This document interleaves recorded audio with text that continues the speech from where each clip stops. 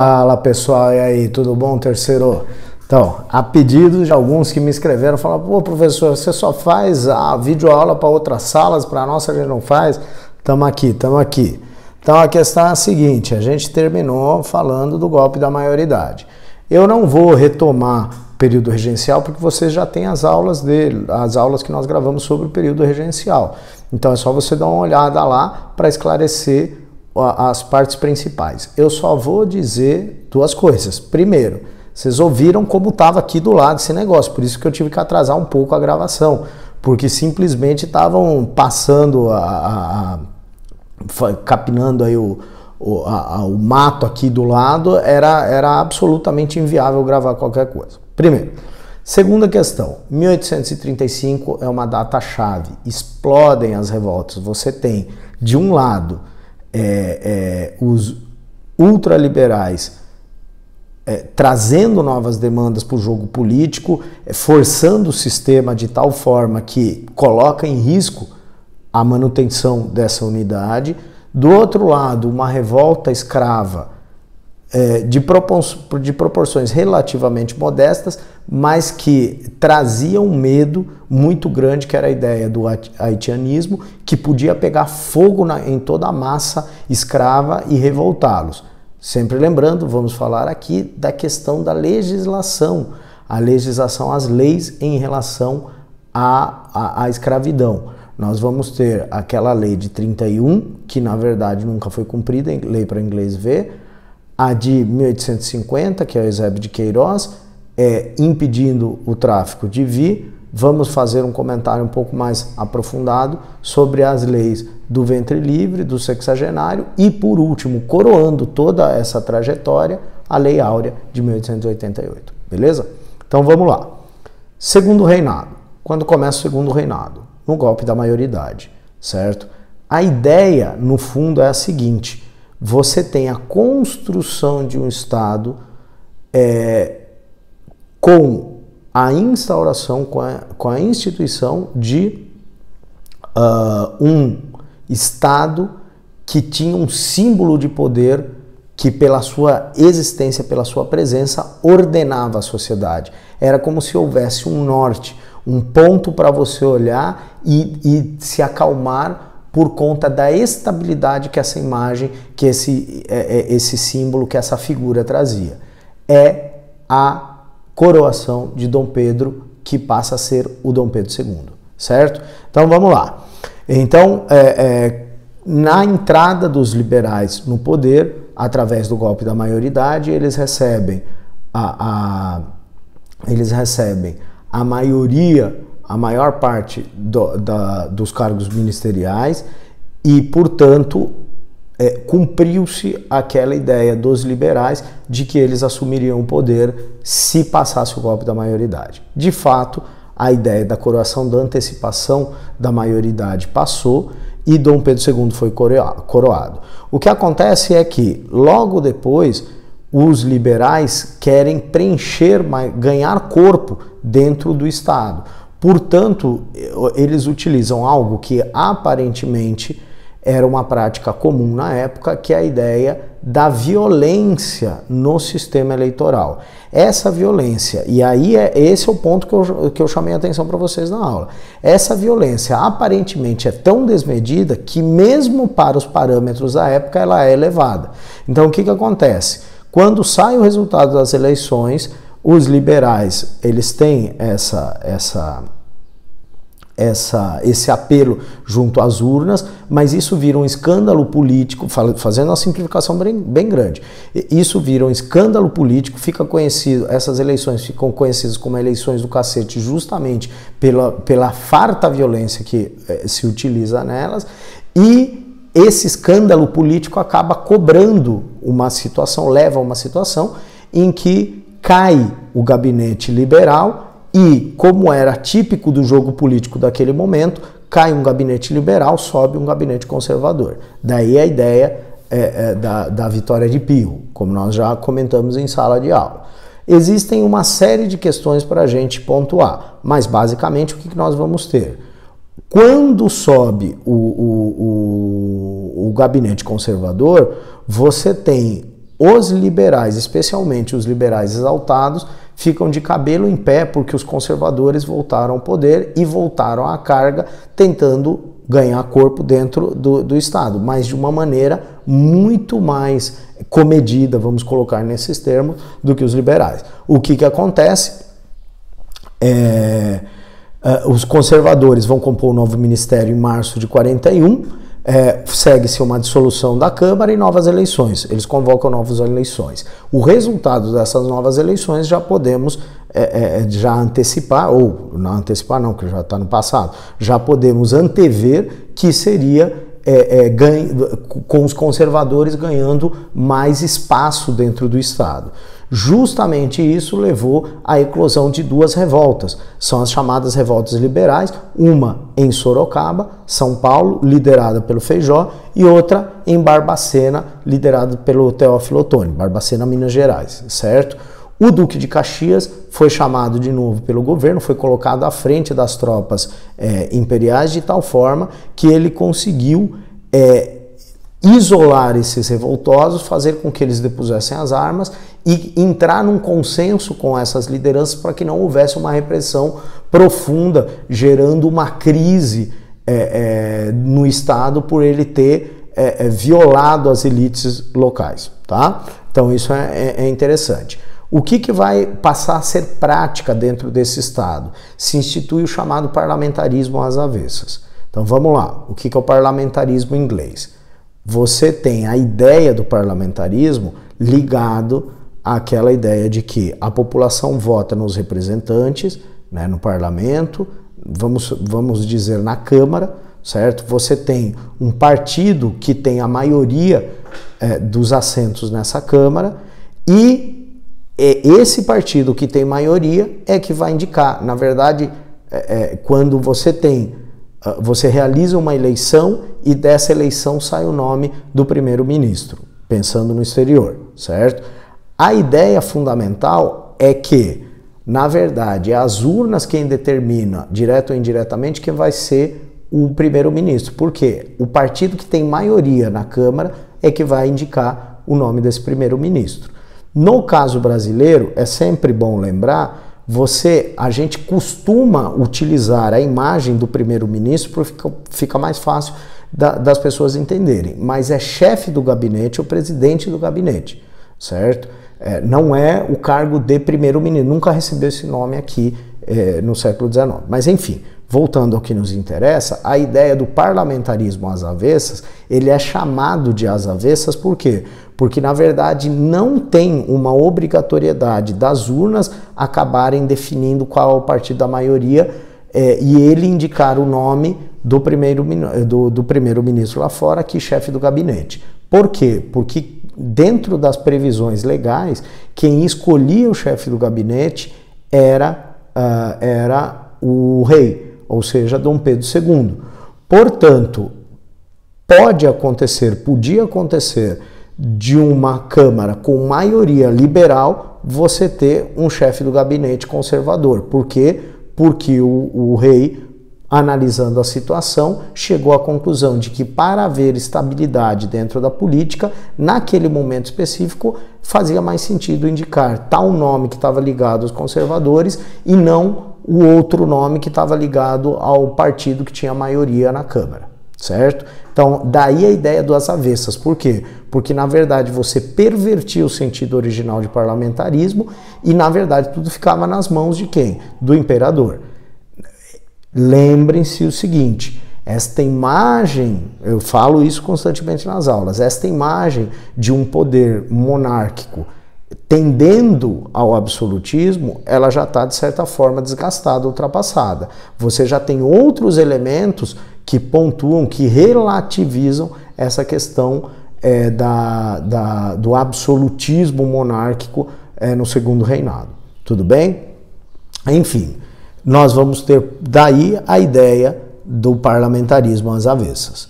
Muito bem. Então, qual era? Tem até a imagem que vocês já devem ter visto, está no blog, está numa série de lugares, está no livro didático, está em outros livros e outros manuais, do Mequetrefe, que é Dom Pedro II, numa ciranda rodando uma ciranda entre Partido Liberal e Partido Conservador, trazendo a imagem de que, na verdade, era a vontade do rei que definia quem era chefe do gabinete ou não, quanto tempo ele durava, como ele saía.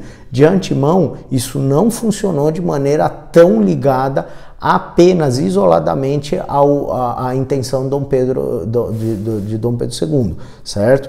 A ideia não é bem essa. Nós podemos aprofundar, nós vamos aprofundar isso em sala de aula no futuro. Mas, basicamente, quais eram os dois partidos que vieram à tona em relação ao cenário político do Segundo Reinado, né? Alguns historiadores apontam que eles já estavam, a semente já estava plantada no fim do período regencial, mas de fato eles se constituem, se consolidam, se consagram no Segundo Reinado. É a ideia dos conservadores e dos liberais, os dois partidos principais que quase que durante a íntegra do Império vão dividir o cenário político, tá? Conservadores, que tipo de Estado eles queriam? Eles queriam um Estado forte, de certa forma autoritário, com uma figura, que era essa figura do rei, de comando, trazendo a estabilidade e a tranquilidade do governo realmente ter uma autoridade sobre o território, certo? Os liberais, eles tinham um outro modelo de Estado, em que as províncias, as partes, teriam determinada autonomia e realmente teriam uma reverberação dentro do Estado, certo? Daí a ideia tão comum de se falar numa descentralização. A ideia é que os liberais não imaginavam esse cenário, esse Estado tão coeso, tão unificado, tão centralizador quanto os conservadores, tá? Então você vai ter essa ideia da descentralização política administrativa, que não era tão simples assim. Você tem outros fatores que enriquecem esses partidos e inclusive bagunçam esses partidos de tal forma que você tem grupos internos aos conservadores. O mais famoso é o grupo Saquarema, que a gente poderia colocar como conservadores radicais, e do outro lado você tem os ultraliberais, que são os liberais exaltados, que muitas vezes se envolvem em revoltas, em contestações contra a ordem, tá? Muito bem, nós vamos ter uma última revolta, a Revolução Praieira, a Revolta da Praieira em 1848. A ideia é que esses ultraliberais em Pernambuco explodem numa revolta e o governo imperial manda tropas para abafar essa revolta, que na verdade vai ser o último rescaldo, alguns colocam como o último rescaldo da explosão de revoltas da época regencial. É como se a semente tivesse plantada lá na época regencial e ela viesse estourar em 1848. Já coloquei isso para você. A partir daí, o Segundo Reinado, no geral, é considerado um período de estabilidade, pelo menos interno. Nós temos que lembrar da Guerra do Paraguai, dos distúrbios que nós vamos ter em relação à região platina. Então isso mostra que externamente você não tem um período de calmaria tão grande, mas internamente a última grande revolta, vamos colocar nesses termos, é a Praieira de 1848. Tá? Daí a gente voltar e falar um pouco da estrutura do governo. Então, quando você pensa em estrutura do governo, necessariamente você está falando em impostos, que é isso que gera a renda para que o governo consiga implementar o seu projeto, certo? Não é à toa que, falando de estrutura de governo, pensando no Estado nacional, no Estado brasileiro, você necessariamente tem que passar pela reforma tarifária do Alves Branco em 1844. A ideia fundamental qual é? É você reformular as taxas alfandegárias de forma a aumentar a arrecadação do Estado. Esse era o objetivo. É claro que, mecanicamente, quando você aumenta essas taxas, existe quase que um movimento protecionista em relação à economia brasileira. Por quê? Porque você previu uma subida nas taxas de produtos que vêm de fora E um detalhe dentro dessa reforma tarifária chama atenção e facilita essa ideia de você colar um rótulo de protecionista nela. Se o produto importado, né, trazido de fora para cá, tivesse um concorrente nacional, ou seja, também fosse produzido aqui, essa tarifa alfandegária ela tendia a subir, chegando em alguns casos a ser quase o dobro sobre o valor do produto, quando existia um similar nacional. Então isso facilita essa identificação, é quase automática a ideia de que você vai colar nessa tarifa alves branco a pecha, a ideia de protecionismo alfandegário.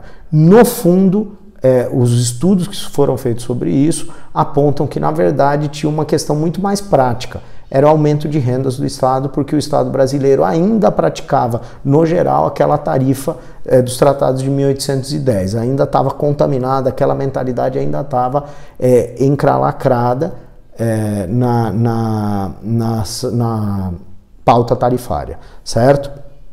Depois disso, falando da questão, pensando na questão externa, temos interna e externa, né? Por conta da questão da escravidão, nós temos a chamada Lei Eusébio de Queiroz, de 1850. Coloquei até uma figura do Eusébio de Queiroz aqui, para que vocês identifiquem o sujeito.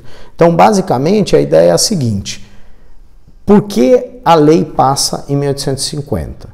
A lei passa em 1850 porque o movimento da Inglaterra anterior, que é o Bill Aberdeen, facilita você transitar um projeto dentro do Estado brasileiro e aprová-lo em 1850. Então, quem o governo encarregou de capitanear, de fazer esse projeto de tal forma que realmente terminasse redondinho aí, é o Eusébio de Queiroz, que, como nós já falamos, quando falamos da questão Christie, a ideia é que o Eusébio de Queiroz era chefe de polícia, como o Sidney Chalub já mostrou no trabalho dele A Força da Escravidão. Ele era chefe de polícia no Rio de Janeiro, no momento em que foi aprovada em 1831 aquela lei, aquela legislação que dizia que não podia desembarcar mais escravos aqui. Qual era o problema da lei de 1831? Você criava uma legislação que, de certa forma, não trazia previsto quais seriam os mecanismos para você impedir esse desembarque e, na verdade, você não criava as condições para combater esse desembarque. Então, na verdade, na prática, era uma lei para inglês ver. Em 1850, isso já é diferente. Alguns estudiosos partem do pressuposto de que, sem o Bill Aberdeen, ficaria mais difícil de você aprovar o Eusébio de Queiroz. Então, a lei Eusébio de Queiroz de 50 é como se fosse aquilo que foi possível, o pretexto necessário para que o Estado brasileiro aprovasse essa legislação, inclusive prevendo como seria feito o combate ao desembarque de escravos. Aí você vai dizer, bom, então ninguém nunca mais pôs o pé ilegalmente aqui no Brasil. Não, não é isso. Mas, no geral, você dificultou tanto o tráfico de escravos que, por exemplo, existe um movimento de diversificação de investimentos. O capital que antes era empregado na compra de escravos começa a circular em outras regiões, em outras áreas, em outras atividades econômicas do Rio de Janeiro. Inclusive, se você acompanhar a variação da taxa de juros em relação aos empréstimos que os bancos forneciam por volta de 1850, essa taxa de juros tende a cair, porque você tem mais dinheiro em circulação. O Thiago Rosado Gambi, ele estudou isso está na tese dele. Eu fiz alguns relatos sobre isso em relação à minha tese de doutorado e assim por diante. Não porque nós dissemos, é porque os documentos demonstram isso. É isso que eu quero dizer, tá? Então, qual é a ideia? É isso, por isso que aparece aqui. Encarecimento do preço do escravo, porque fica mais difícil trazer escravo. Começa a se ativar o chamado mercado interno de escravos, o tráfico interno entre as províncias, que lá na frente também vai ser combatido. Vão haver leis que tentam impedir esse tráfico interno, porque você tinha medo de que houvesse a venda de escravos para determinadas áreas e isso virasse um problema dessas áreas, não mais do Brasil.